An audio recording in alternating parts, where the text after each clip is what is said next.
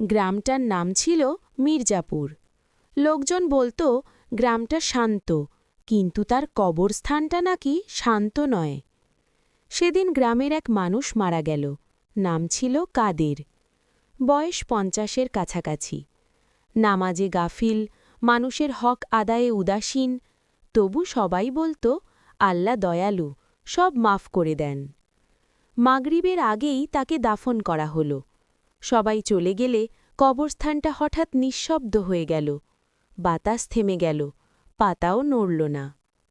রাত গভীর হলে কবরের ভেতর অদ্ভুত এক ভারী অনুভূতি নেমে এলো।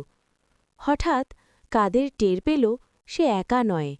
কবরের অন্ধকারে মাটি যেন নড়ছে, নড়ার সঙ্গে সঙ্গে ঠান্ডা এক স্পর্শ।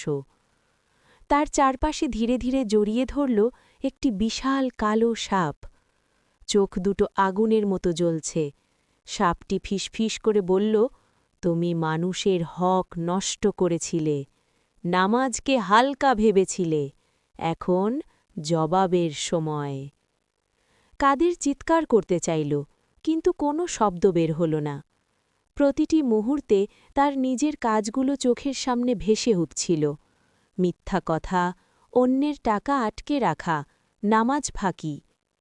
সাপটে ধীরে ধীরে কবরের ভেতর ঘুরে বেড়াতে লাগল। আর কাদের বুঝে গেল এটা কোনো সাধারণ সাপ নয়, এটা তার আমলের রূপ। ফজরের আজান ভেসে আসতেই সব কিছু থেমে গেল।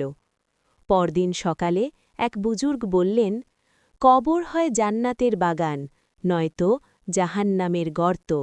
সেটা বানায় মানুষের নিজের কাজ। গ্রামটা আবার আগের মতো শান্ত, কিন্তু যারা এই কথা শুনল তাদের নামাজ আর হকের ব্যাপারে অবহেলা আর রইল